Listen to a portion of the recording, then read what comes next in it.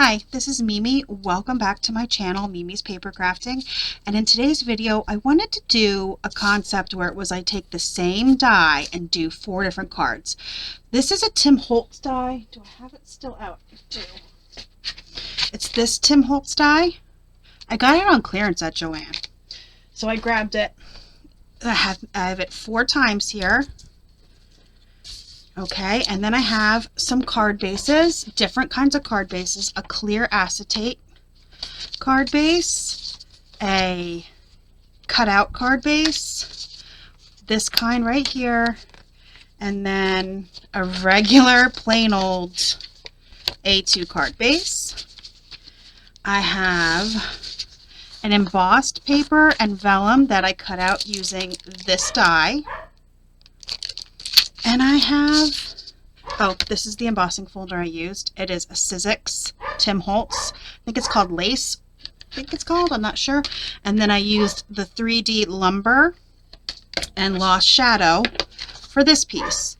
I'm going to do a voiceover. You could probably hear my dog. It's crazy here. It's a Sunday. So I'm just going to do a voiceover and show you the 4 cards. And I have everything written down and all the cutting guide will be down below. So let's get started. Okay, let's get started.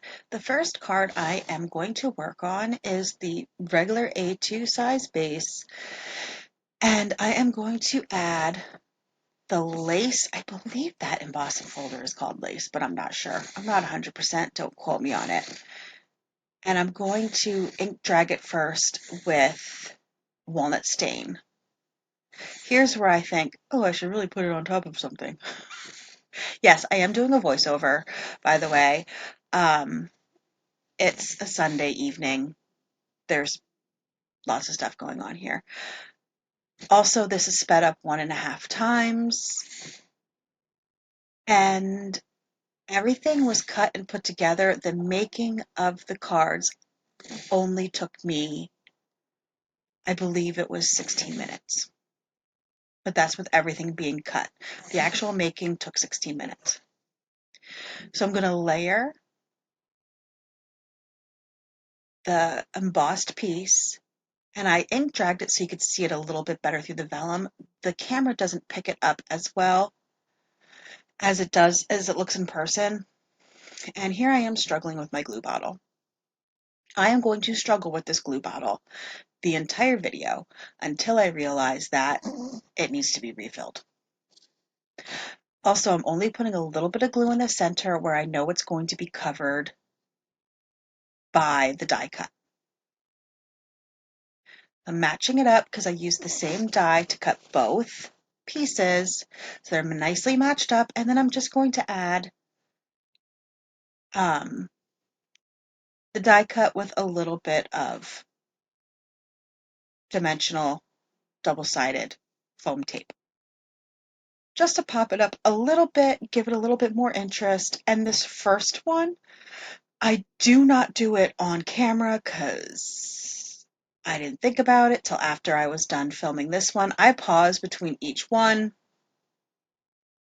just to clean up every little mess that I made and prep for the next one. The prepping is literally just pulling out the pieces I need. That's all. It's not much prep in between these because everything's already been prepped. It took me a long while to put these die cuts together. I'm going to tell you that. Tim Holtz makes some beautiful dies, but sometimes they just take forever to put together. Little side rant. And this die was not fun. All of the pieces for the flower were in one die, so you kind of have to run it through. Not even to tell you, I think I figured out I needed 4, 8, 12 times. And if I would have had darker brown cardstock on hand, a different shade of cardstock, I used marker to darken the middles, I would have had to run it through 16 times for just one flower to get all the colors you needed. So there you go. That one's done. Next, this is the next A2 size, and I am using Cricut acetate. That's how thick it is. It's not that thick of acetate, and it works great for card base. I'm just going to attach a white piece of paper on the inside, and it is 4 by 5 1/4. This piece. I have the brown down so you can see what I'm doing, and so I could see what I'm doing. It was a little difficult, I'm not gonna lie, but it makes a huge impression when it's done.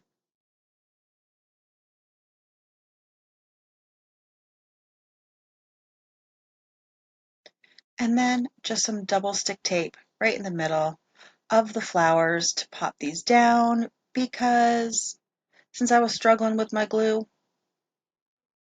I just used this. And this is when I show you I'm bringing in my Posca pen. This is a fine tipped Posca pen. It's the only Posca I own, and I use it for white highlights.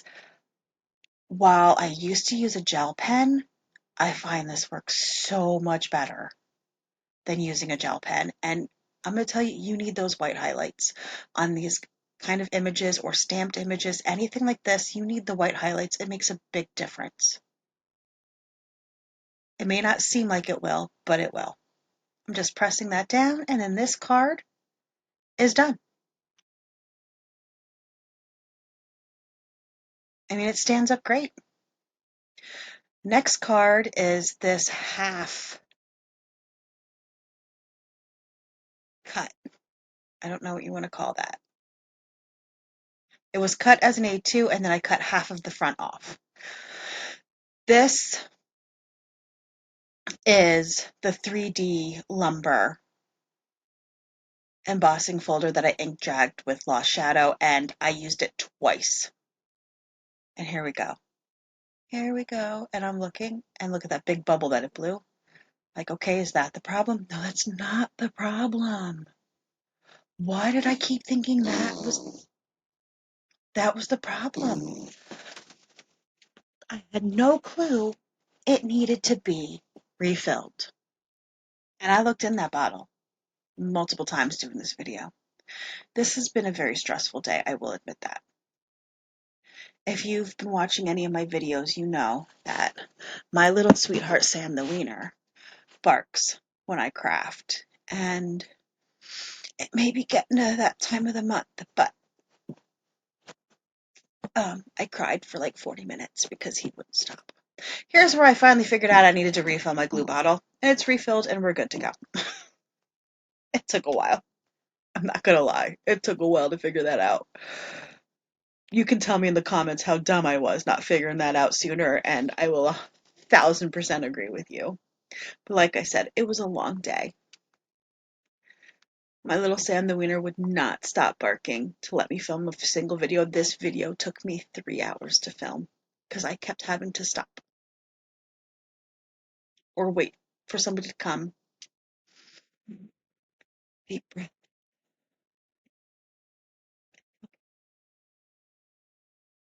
I just have to figure out something to do. My boyfriend suggested maybe crafting at night, and maybe then he'd be more calm, but then I feel like it would be darker, and it's already dark in my room, and I already have enough lights going on, so I don't know how that would work. And then my son's home, and he's loud, so I don't know how that would work. This is the rest of that embossing folder, the lumber embossing folder paper that I made, and I'm just putting the pieces at the top. That's 1.5 inches extra on and then this is the other 1.5 inch piece. And we're going to line it up nicely on the bottom and add our flower. And we're going to make sure that we glue in just the spots that we need glue. And if you do something like this, make sure that you put it in the right spot. I wasn't thinking and plopped it down, and then I was like, oh wait, it needs to go over just a little bit. There we go, and then that messed up that. You live, you learn. I try to keep this kind of stuff in so you can see that we all make mistakes. And then it sits like that. That's just to show you that you can have an open card, have some good stuff in there, I could have cut another die and matched up in the back, and I'm not, it really took a long time to cut these dies out and put the dies together. It took a long time. I will fully admit that. Like I said, here we are just using the Posca pen again. If you have a gel pen, white gel pen, use that. I just find the Posca easier to use. And then here we go. 4 different cards. Okay, here we are. I think these are very simple, very easy to make cards. Here we have a clear one. And if you've seen me make cards before on my channel, you'll know that I do not add sentiments. I don't add anything to it until it's time to use it. Because I feel like this could be used as a thank you card, a Mother's Day card, a get well soon card, and a condolences card. You can use this card, these cards, this die for anything, so I'm not going to put any sentiments on. But here we go. We have this one, which is a nice little cut apart in the back.